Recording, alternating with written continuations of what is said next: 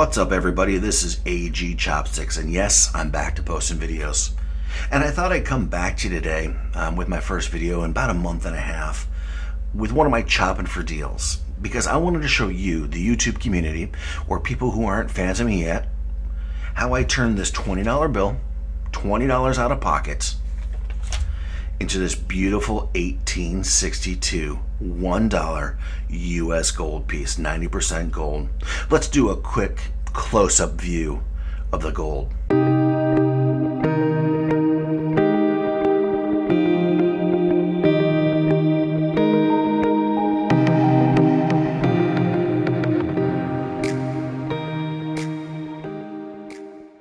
Isn't that gorgeous? So what I wanted to do is I want to show you how, again, I took $20 out of my own pocket and ended up getting this coin.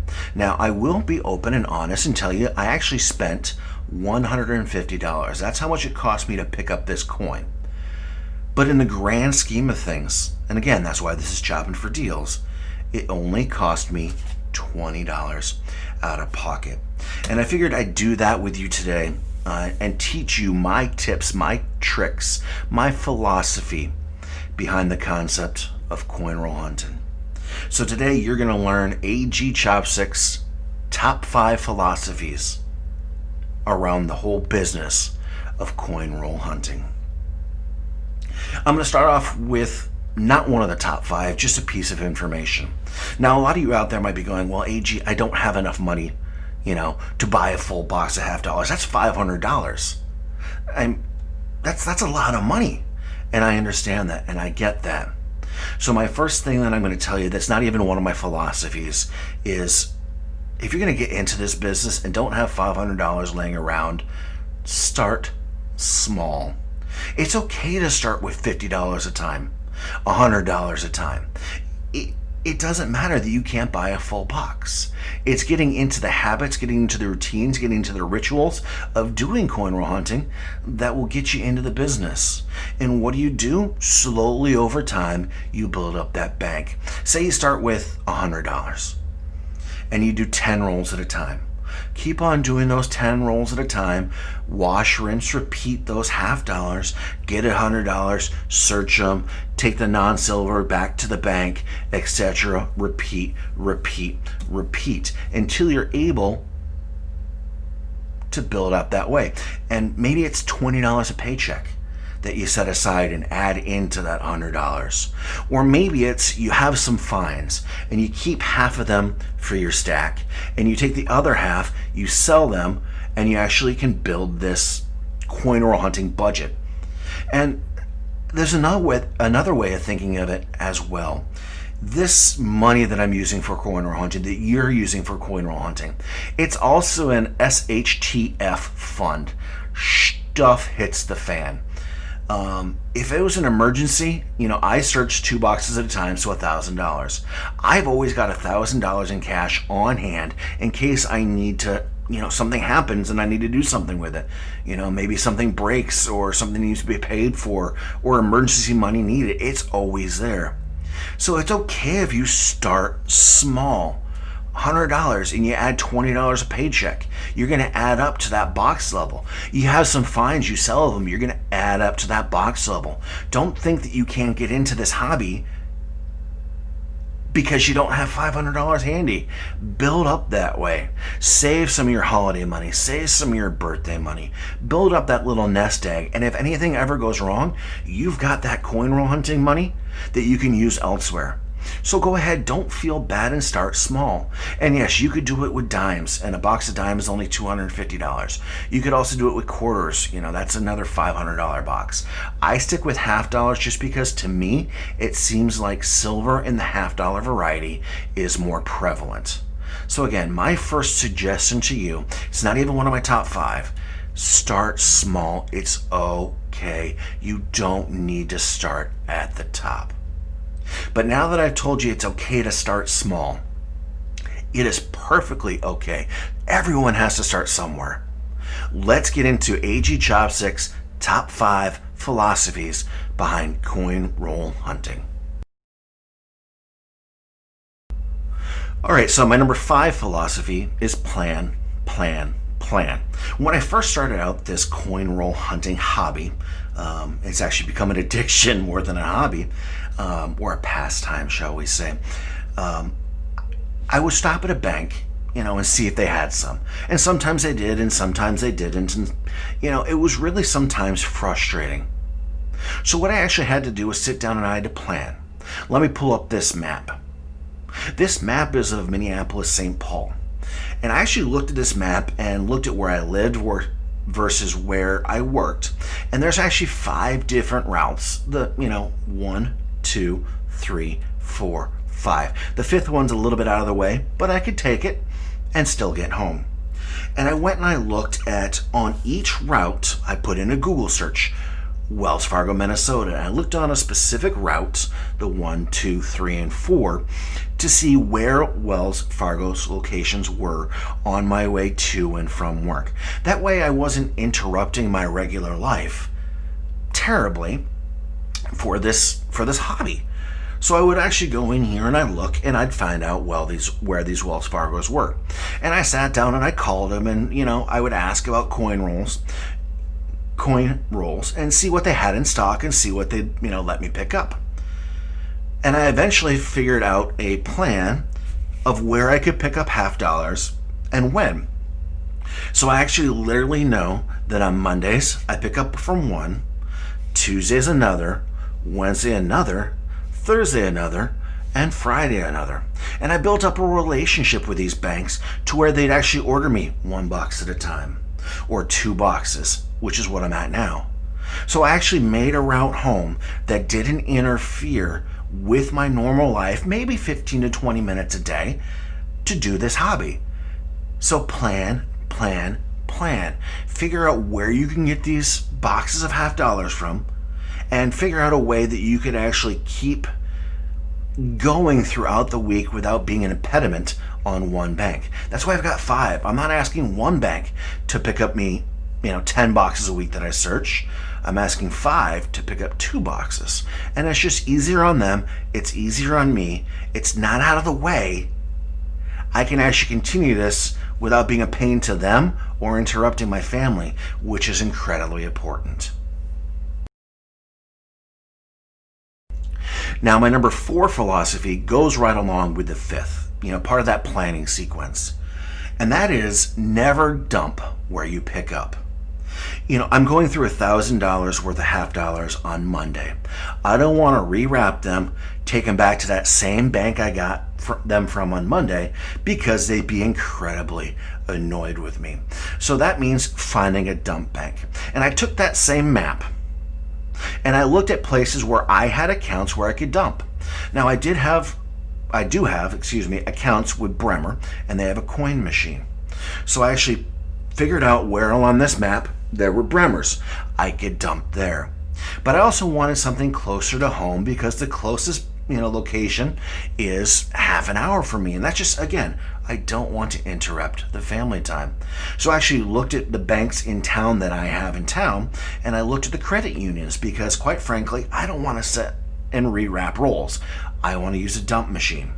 So I looked at them and I looked at their websites, I looked at their rates, and I picked one that I could get an account. I literally had $10 in that account, and who had a coin machine, and who weren't charging rates for using the coin machine, and were good people. I actually stopped in and visited both of them, and I picked up a dump bank. Never dump where you pick up, because these bankers, these tellers, they're not going to want to order for you. If you're taking, give me money on Monday, here's the money back on Tuesday, can I have more? That give and take, it doesn't work well. Never dump where you pick up. Always dump at a separate, different location if it's available, so that you're not overwhelming your pickup bank. And I was open and honest with my bank, my dump bank in my town, when I set it up, saying, hey, you know what? I'm going to be doing this. This is why I'm opening an account. And they were okay with it. Now, if you only have a couple of options, try and pick up at group 1 and dump at group 2. That way, again, your pickup banks, the place that are supplying you the habit, they're not going to be overwhelmed. Always also look for one that has a free coin machine. Again, that's what part of my research when I was looking to my dump bank in my town. Who has a free machine? You don't want a machine that's going to charge you 10%, 5% on all your dumps, because 10% on $1,000 is $100. You're going to be losing money left over right. So try and find either one you can re-roll from if you want to, or two that has a coin counting machine that is free. My third philosophy behind coin roll hunting is to ask for customer wrapped rolls. And what are those, you might ask? Well, a lot of the major banks no longer have coin counting machines. They got rid of them completely and make you rewrap your coins to hand them in to get the cash back. And I've actually had major success asking for customer wrapped rolls. In 2019 alone, in one visit to a bank, I found 246 40% half dollars in customer wrap rolls. Every single roll had silver in it. As a matter of fact, I'm going to link that video up here. If you've never seen that, it's really interesting. It was coin after coin after coin. Just Another Average Stacker has had huge success asking for customer wrapped rolls. As a matter of fact, if you want to see that, it's right there. He actually had some luck recently getting dollar coins. I'm not going to share that video, but we asked for customer wrap rolls because some of the time, and I am going to say some of the time, you're going to score big. It's somebody who doesn't know what they have in their hand handing it in. When we find them in the bank wrapped rolls, in the Brinks, the Loomis, the Dunbar, whatever rolls might be, those are people not knowing what they have, but they got sent back to the Fed, re-rolled, and sent back into the banks. These are actually ones that you get directly before they go back to that Loomis, that Dunbar, that Brinks. Huge success. Now, sometimes they're not going to be successful. I've gone weeks, months. Actually, it's been a long time since I had a major score, but that one major score, June of 2019, I got 246 in one hit. July of 2019, I had 160 in one hit, with 120 of them being 40% and 49, it's 170, being 90%. It's just a matter of time before they could pay off. Sticking with this theme though, if a bank says they have customer wrapped rolls and you agree to take them and you get to the bank and they're re-rolled, and what I mean by re-rolled is they opened up the Loomis, Brinks, Dunbar, whatever have you, they looked through the coins, they put them back in the rolls, and they just close the end. A lot of hunters do that. Do not say no. Take those, say thank you so much for giving those to me, and dump them at your dump bank. Because if you say no to the bank for taking those, the next time they have some, they might not let you have them. So ask for customer wrap rolls, hope and pray that they're good, and if they are, outstanding. If there's someone's re-rolls, still say thank you, I appreciate it so much, and just dump them, because you don't want to lose that hospitality, that willingness to help you that some banks have. So number 3 again, ask for those customer wrapped rolls. You never know when they're going to be amazing. My number 2 philosophy when it comes to coin roll hunting, and again, that's why it's number 2, because it's almost the most important thing about coin roll hunting. Be kind. Use your please. Use your thank you. These people, I don't have a commercial account with any of my banks. It's all personal accounts. And I built up this reputation by being nice to my tellers, by being kind to my tellers. I educate my tellers. I'm saying, hey, if you get something in your tray that looks weird, save it. I'll tell you what it is when I come in. I bring treats to my tellers. I've always told all of my banks, if I hit it big, I'm going to take care of you. As a matter of fact, this last week, So the week of January 4th, 2021, I brought 2 boxes of dilly bars to different banks because I hit it big. You want to make sure you're taking the time to be nice to these tellers, to be nice to the branch managers. They don't have to order you boxes of $50. They don't have to with a personal account, not a business account. It isn't it. They don't have to. But if you're kind to them, they're going to save cool things for you. They're going to continue to order. You know, I've had banks call me before say, hey, AG, we have this customer in here that has this collection and was thinking about selling it. Can I give them your name and number? Yeah. Now, that never panned out. But to have that rapport, to have that kindness come back and forth to you, karma's a real thing. I've had banks that will hold things for me and say, hey, AG, we got this in the other day. Do you want it? A couple of times it's panned out. A couple of times it's kind of not panned out. But I still said thank you. I still showed that appreciation because they don't have to do that. But they're going to be as kind to you as you are to them. So my number 2 rule is be kind and take care of those tellers. The tellers love treats. They love dilly bars. You know, because I work for Dairy Queen, I take them dilly bars. They love pastry, those treats, cookies, donuts, those kind of things, those small things. And yeah, is it going to cost me to bring them that? Yeah, but if they found $100, if I found $100 of silver in the box that they just sold to me, and I can give them $10 worth of treats, I'm still up money. And in the long run, it's going to be better for us because we have that reputation of being kind and showing appreciation. So again, number 2, be kind, especially to your tellers. All right, now it's time for my number 1 rule, my number 1 philosophy when it comes to coin roll hunting. And if anybody knows me and knows my streams, it's how I sign off every stream. And it's something you're going to want to live by if you take up this hobby of coin roll hunting. And the expression is, the saying is, patience pays off. Patience pays off. It's not a matter of if, but when. I have searched in 2020 thousands of boxes of $50. I'm not kidding. Hundreds of thousands, hundreds or thousands, somewhere in that range. I didn't keep track. I'm going to keep better track in 2021. But I literally have searched hundreds or thousands of boxes in 2020. And a lot of those boxes had nothing in them. There were no finds in them. And you know what? I understand that. It's going to be box after box, sometimes after box with no finds. It's a patience game. It's a long-term game. You know, I only found 372 silver pieces last year. Yeah, only. That's a lot of silver. You know, I found like $2,500 worth of silver last year doing this coin roll hobby.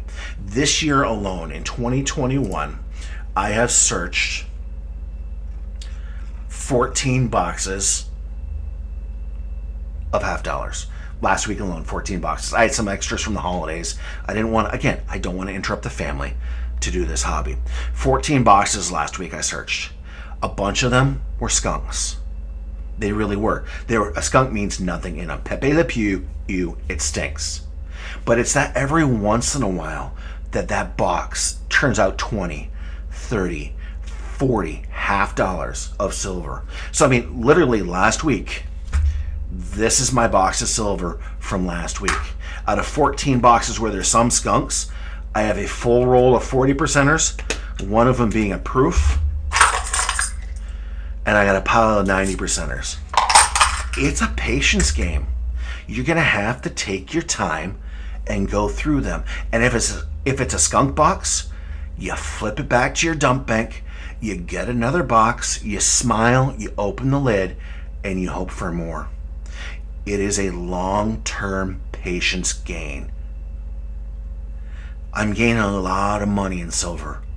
$2,500 last year in silver for the cost of me of $300 or $400. You know, this right here in front of me, just last week alone, is $150 worth of silver at current spot price, at a cost to me of $12.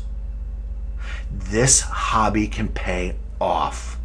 But you have to be patient. Remember, patience pays off.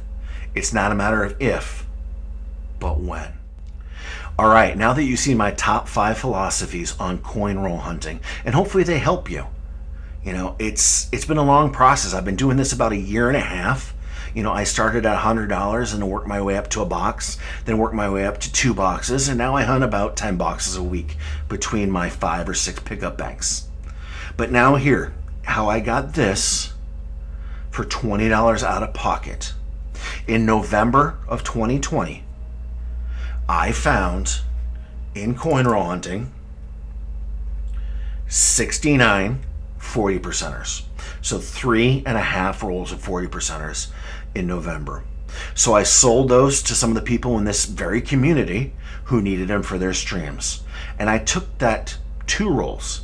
So each one I sold for $75 a roll because that was actually below spot. I only paid $10 for it. I sold it for $75. I took 2 rolls, which cost me $20, sold them for $150, and picked up this $1862 for $150, but it only cost me, out of my own personal pocket, $20. And that's my shopping for deals. If you have any questions or comments or little tips you want to give, leave them in the comments below so that other people who are new to this game, who are slowly building into this game, and it really is a game, it's a game of chance. You never know what that next roll is going to be. But you know what? If you don't find anything, you're not out anything. It's just rolling and rolling and rolling and rolling. Leave those comments, leave those suggestions in the comments below. Thank you for watching, and I'm going to sign off this video like I sign off every video. Remember, when it comes to coin roll hunting, patience pays off. It's not a matter of if, but when. Be kind, be safe, and we'll see you all later.